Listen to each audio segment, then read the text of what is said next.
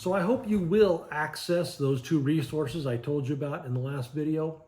But in case you don't, a couple important things about leading at Common Thread, how our core values have impacted how we lead here.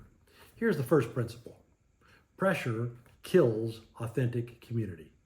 Pressure kills authentic community. Consequently, we go slower here, a lot slower. Pressure kills authentic community, and a lot of pressure derives from trying to achieve something, even a beautiful thing, on too fast a timeline. That's pressure, and pressure kills authentic community. We aren't a business. I know a lot of churches function like a business, but that's not what we are. We're not exactly a family either, but we're closer to family than we are to business, which means the life and vitality that community offers best happens in the same kind of environment as a family. Relaxed, unhurried relational spaces. So we don't hurry, and we don't push, and we don't pressure. And when we do, guilty me, as soon as we realize we are doing that, we stop. And here's the main reason we practice no pressure. Pressure kills authentic community. So here's how we practice it. Number one of the things that we do is we push deadlines back. We've just gotten very comfortable through the years pushing deadlines back. Now, we want to do things, we try to get things done. But when we're doing them and getting them done creates pressure, we push the deadline back. We've got an axiom, you're going to hear it eventually, no burnout for our people. We are a spiritual organization. We are a volunteer organization. And people are here to grow and to thrive and flourish. And we don't grow and thrive and flourish under pressure. I've got a stump speech I give all the time. There's a good chance you have heard it. It involves a bit of hand waving. It starts by inverting Maslow's pyramid. And at the top is staying alive, Maslow's safety security rung. People have jobs.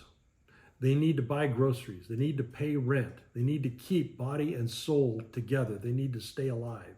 And that means we've got to take care of that safety and security rung.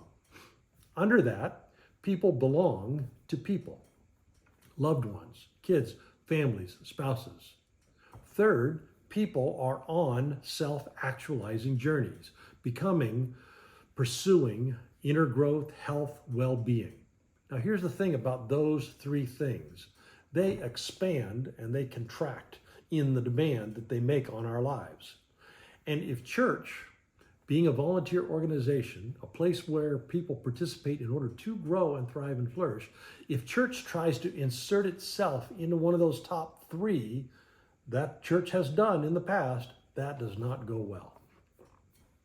So if you've been in church, there's a very good chance somebody tried to insert church into those three top values. Often it happens that serving church tries to get moved up higher than it belongs. That is not good. What that is pressure. Usually accompanied with, because God wants you to, verbiage. That's the worst kind of pressure. So if you take that online course that I told you about, you're going to hear about a very different organizing story and how that different organizing story builds a very different kind of church. So here's what the bottom line is. This volunteer gig that you're taking on, we put church in the fourth position, way down at the bottom of the pile. Serving the church is where you spend your discretionary time. And through the years, we've learned how to be effective in fourth place. We've learned that when life and soul and family and kids and inner growth, when those things begin to expand and make more demand upon our lives, the role at church, the gig, the duties, the responsibilities in our volunteering have to be organized in such a way they can contract as the other ones expand. Then they have to be organized to be able to expand again when the upper parts of life begin to contract. Now, pressure kills the very thing we're trying to create. So we have to learn to release that pressure when it builds up. And we do that by beginning to develop our roles so that, first of all, we don't strive and drive and push to meet deadlines, but also we don't keep serving the community at the level we could when the other parts of life had contracted. We don't continue to serve at that level when they expand. We push deadlines back and we organize our roles to expand and contract and to factor in the other parts of our lives, because no burnout for our people. Well, that's one core principle I wanted to emphasize. Here's the second. The second derives from part of our narrative. You've probably heard us say that oneness is a better description of reality than two-ness. So you know we don't always live from our best selves, our divine center selves. Sometimes we are jerks. And when that happens, we hurt each other. We do. As I'm writing this, I just did that. I hurt someone very dear to me. I got a meeting later today to work it out. But a core principle of our community is we do that when we hurt one another. We work it out. Now, we will hurt each other. We will do knuckleheaded things. We just will. But when we do, we have tools. And leaders in our community use those tools. We have self-awareness worksheets. They help us unearth our own thing under the thing, understand why we've acted and reacted the way that we have. We have listeners who help us do the worksheet. We have a conflict resolution process. We have mediators to help us practice the process. But most of the time, even without those tools, folks know how to. They know how to work things out together. And most of the time, all it takes is a commitment to practicing oneness.